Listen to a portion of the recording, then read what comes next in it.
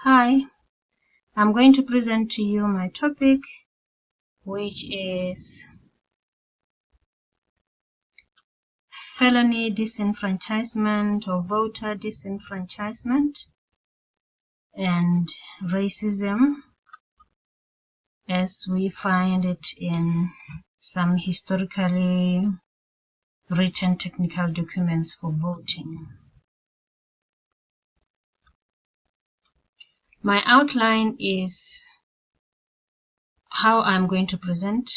First, I will start with the historical overview, go on to the contemporary discussions and do a definition of felony disenfranchisement, and then advocate for zero disenfranchisement of felonies, and then go to the statistics that we find today about those people who are disenfranchised, and then also advocate for policy reforms, and then I conclude.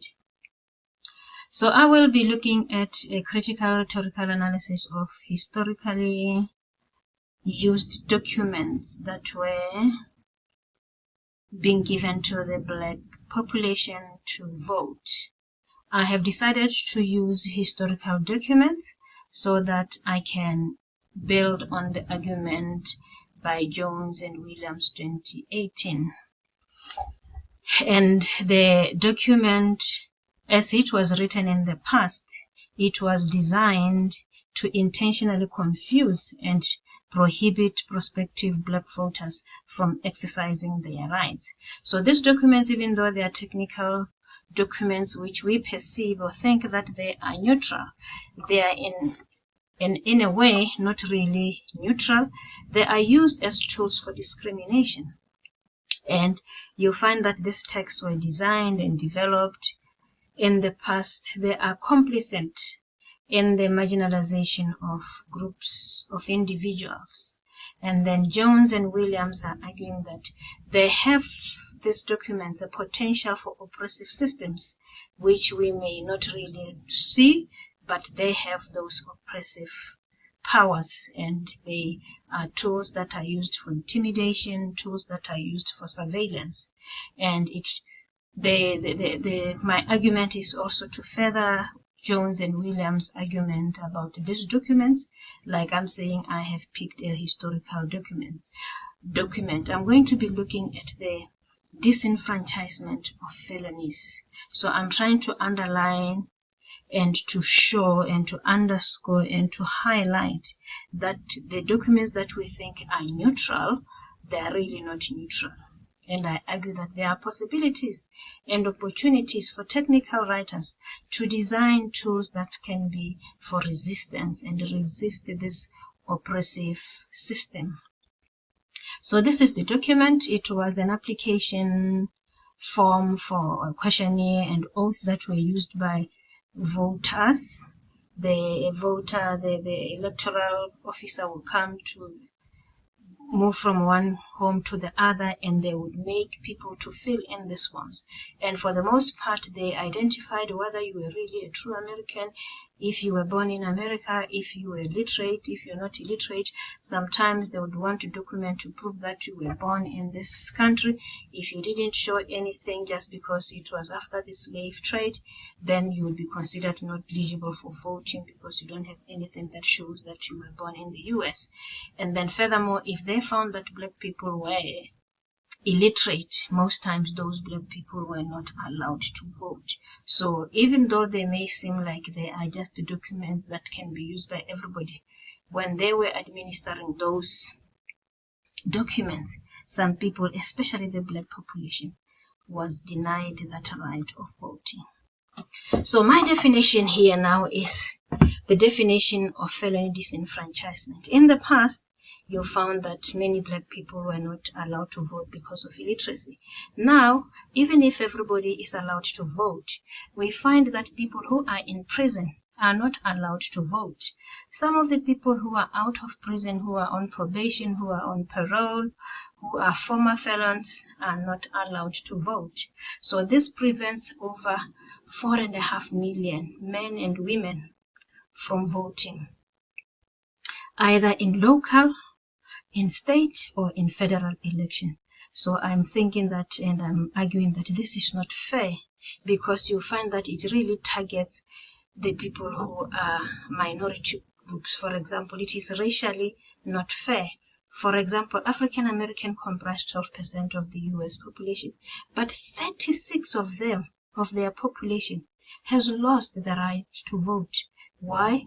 Because of criminal conviction, because many of the minority people are put in prison. And what happens? They are not allowed to vote. How will they have representatives who can speak for them if they are not allowed to vote? You are going to find that the number of senators at the higher ranks where the policies are passed only comprise of the dominant group, and the minority groups are not represented because they were not able to vote for people like them who can speak on their behalf and show their interest. I want to show you a map that shows the way the states have decided to enact policies that are not really favorable for the minority groups. Here, for the one that has got orange and stripe yellow, some people with felony convictions cannot vote. The orange ones, people with felony convictions can vote upon completion of sentence. And then the blue one, like New Mexico, people in prison cannot vote, but everybody else can vote.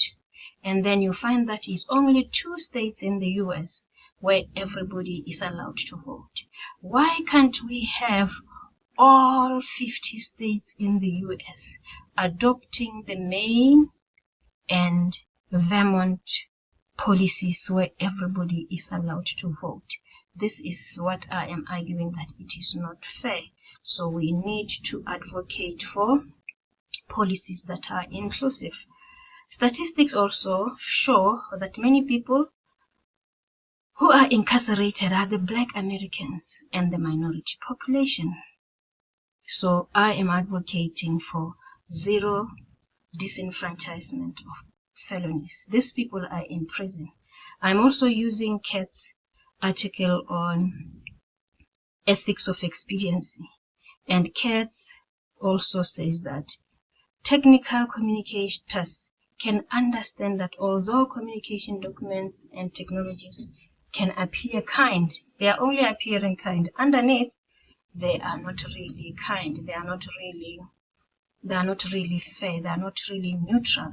And Katz goes further to note that technical writing, perhaps even more than other kinds of rhetorical discourse, always leads to action, thus always impacts human life. That's why he titled it Ethics of Expediency. We have to help, we have to be advocates as technical communicators so that what we write can be neutral and can advocate for equal rights. So technical communication is often permeated with values and assumptions of the writer, and then sometimes preserving inequitable power structures. So many technical writers, scholars such as Jones, Walton, Moore, they are saying that it is imperative that technical writers help to advocate for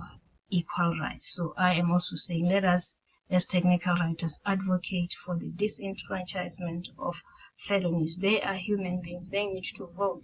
They need to have a voice to think of people who can represent them and help them come out of prison. Yes, they have made some mistakes, but let them be given that chance to have a voice. So the statistics, according to, I got this statistical graph from Google. It was in an article that was written by somebody, and then it shows that about 4.6 million people are disenfranchised due to felony convictions, and 1 out of 19 African American who are of voting age are disenfranchised. And you can see in all of the states, it shows that 1 in 10 African American adult is disenfranchised. So we really need to advocate for the voting rights. I also want to show you a table that also shows that map that I was showing you can clearly be shown in this table, that the state felony disenfranchisement restriction in 2022. This was just shown last year. So we only have 2 states. All other states do not allow people to vote. This states in the second column, only people in prison cannot vote. But this one in the middle shows that if you're in prison or you're on parole or you're in probation, you can vote. And then this one also shows that if you are in prison, parole, probation, and post-sentence, you cannot vote. So this is something that I think we need to speak about and really talk of the rights as human beings, that we each have a right to vote. And voting is a means of participating in a democratic process. You are participating, you are using your vote to speak for you so that you elect somebody who can represent you as a prisoner, to talk for you, to advocate for your freedom. So if these prisoners are not given that opportunity, that is a problem. And then it also shows, research also shows that most notable Black citizens have been the target of continuous voter suppression throughout American history. So really this is a concern. So what can we do as technical writers to help? We need to be aware and have to write technical documents that bring forth public awareness and campaigns and advocacy. Advocating for inclusive and non-discriminatory policy is very, very crucial. And we can do that through the communication campaigns to inform the public, to inform the policymakers about such discriminatory nature of such laws.